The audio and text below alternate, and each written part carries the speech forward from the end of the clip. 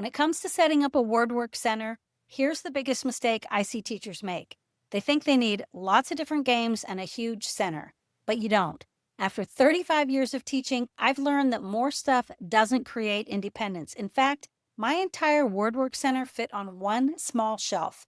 Today, I'm going to show you exactly how to set up a simple WordWork center that keeps kids practicing phonics skills, working independently, and staying busy while you're in small groups. And the best part, you can do it with a handful of inexpensive materials. So let's get started. Let's start with the setup of your WordWork center. If you have room, it's nice to have a table or a desk where you can have some baskets or trays for your different activities. I had a fairly large classroom, but I still didn't have room for another table or desk, so my WordWork center was on a very small 3-tiered shelf. The kids would just sit on the floor in front of the shelf, or they would take a tray to our carpet area and do the activity there.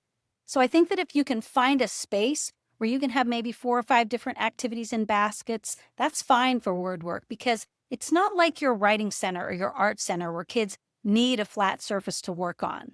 If you're not sure how to get started with all of this, I have a free Learning Centers guide that's going to walk you through setting up your centers and all the materials that you'll need. I'll put the link in the description.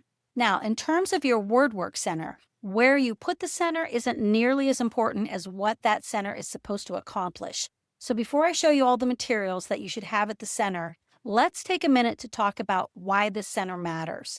This is going to be a place where kids can go and practice some of the different skills that you're teaching them in phonics. It's where they can work on their decoding skills, practice sight words, and do a little bit of independent reading and writing too.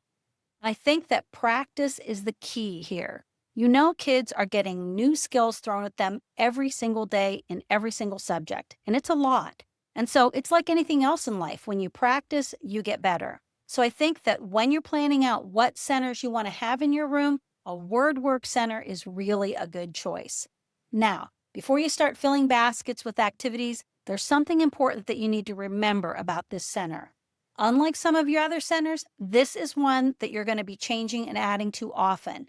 At the beginning of the year, you may have alphabet activities at this center, but you don't want kids going to the WordWork Center in November and they're still doing those same ABC puzzles that they did in September. You know, unlike your classroom library, which pretty much stays the same all year long, your WordWork Center is going to grow with your students. Every time you introduce a new phonics skill, you're going to be adding new words and new activities to this center. And actually, if you missed my classroom library episode, I'll link it below because that one has lots of ideas for how to maintain that center over the year too. So that brings me to the next question. What exactly should you have at your WordWork Center? Let me show you some of the materials that were always at my WordWork Center. If you have space, a pocket chart where kids can do different word sorts and matching activities is great. You could hang a big one on the wall next to your center, or if you don't have space for that, you could have a little tabletop pocket chart. I feel like I bought mine at Dollar Tree. I can't really remember, but they were inexpensive, and I used them at my WordWork Center, my spelling center, and even at my writing center.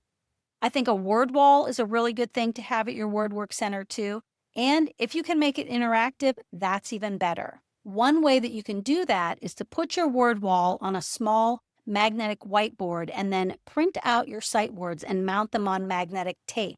Then the kids can take the words on and off the wall to build sentences or practice words or whatever. I've seen teachers make their word wall on foam core and then they put Velcro on the board and on the words so that kids can take the words on and off that way. Although Velcro is kind of expensive, so I usually try to stay away from that.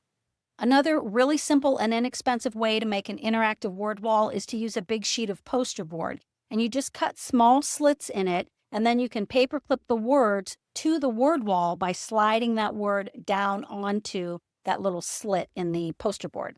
And real quick, if you're enjoying all the tips about the WordWork Center, hit that like button. It helps other teachers who need this information find it too. So in terms of this interactive word wall, when you're setting it up at the beginning of the year, you want it to be completely empty, except the alphabet letters that are going to mark the spots where the words will be. Anytime you can build your word wall or anchor charts with your students, they're going to be so much more invested in them, and they're going to be more likely to use them when they helped make them. So the first words I always put on our word wall were the students' names. I'd let each kid add their own name to the word wall, and then I'd always put my own name too because they were forever asking me how to spell it. And then every time you introduce a new word to the kids, you're going to add it to the word wall, and then the kids know exactly where to look when they want to spell that word in their writing. And while all those tools are helpful, they're not actually the materials that the kids use the most often. The things I'm about to show you were the real foundation of my WordWork Center, and they fall into 3 basic categories: building words, writing words, and making words. And really, if you focus on those 3 categories, you're going to have just about everything you need. So let's start with building words, and the first thing that comes to mind is a set of red and blue magnetic letters. In fact, you might even want a couple of sets. I stored my magnetic letters 2 different ways. I always had a small toolbox that sat on the top of the WordWork shelf, and there were little drawers for each letter of the alphabet. And then the drawers were labeled so the kids knew right where to put the letters back. And there were usually at least 2 or 3 of each letter in each drawer.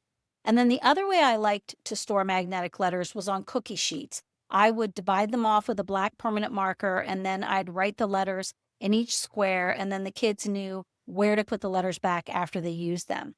Now, magnetic letters were probably the most used item in my classroom, but they're only one way for kids to build words. Another thing that you can have for kids to build words is a set of Unifix cubes with letters written on them in black permanent marker.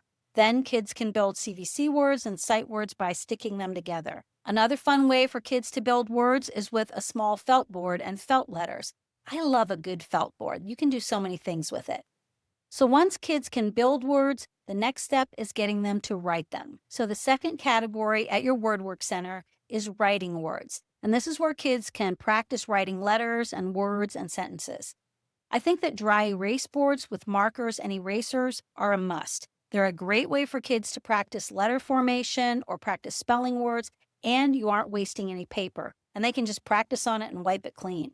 A Magnadoodle is another great way for kids to practice writing words, and also mini chalkboards. And what's nice about these writing tools is they don't require any prep and you're not wasting paper. But the last category is usually the one that gets the kids the most excited. And so the final category at your WordWork Center is making words. You can have kids use things like wiki sticks to make words. If you've never seen them, they're sort of like wax-coated strings, and the kids can form words and letters with them. Another great tool for making words is Play-Doh. Kids can roll little snakes, and then they can make letters and words with the Play-Doh. And then another thing kids love to make words with is a set of alphabet stamps. Make sure you get washable stamp pads so they don't make a mess, and they can practice stamping different words, making sentences. You can also have those little alphabet beads with like shoelaces for kids to string the words. And all of these activities are great, but really there's one thing every WordWork Center needs, no matter what materials you choose, and those are alphabet cards and word cards. And actually, you could have a couple of sets. One set of alphabet cards could be made with dotted lines and then laminate them so kids can trace over them with Expo marker, and they could practice letter formation. And of course, you're going to need different sets of word cards depending on the skills that you're working on in class. For instance, if you're working on CVC words at the beginning of the year, then you can have those word cards and picture cards at the center. And then as you introduce different words with like blends or digraphs, you can add those too. And once you have all these basic materials, something really great is going to happen. It becomes really easy for you to differentiate for all your students. So here's an example. Maybe at the very beginning of the year, you're going to have some simple alphabet activities at your center. But by mid-September, you're probably working on CVC words. Well, you may still have kids that need to work on those alphabet activities, but maybe you have other kids that are ready to read the CVC words. Well, you can have both of those kinds of activities at your center and just direct kids to the activities that you want them to do. And the best part is that differentiating doesn't have to mean creating 3 completely different centers. You can differentiate simply by using different colored trays or bins at your center. Maybe you have blue bins for your struggling learners, green bins for your on-level kids, and then maybe red bins for your advanced kids. And you can make it as easy as saying, Johnny, today at WordWork, I want you to do the activities in the blue bins. Super simple, super easy, no complicated setup. It literally takes a second to direct kids to the right activity and move on. And that brings me to probably the most important thing that I want you to take away from this entire video, which is this. You do not need every single thing that I just showed you. In fact, if you tried to have every material and every activity, you're probably going to overwhelm yourself and your kids. Pick 4 or 5 materials, teach your kids how to use those in lots of different ways. You don't need more stuff. You just need a better system on how to use them. So now that you know how to set up your WordWork Center and choose the materials, there's still one big question left. What are your students actually supposed to do with all those materials? Head over here to this next video where I share exactly what kids can do at this center and how to create activities with magnetic letters, wiki sticks, Play-Doh, pocket charts, all of that. If you enjoyed the video, be sure to follow so you don't miss another episode. And until next week, remember to make learning feel like play.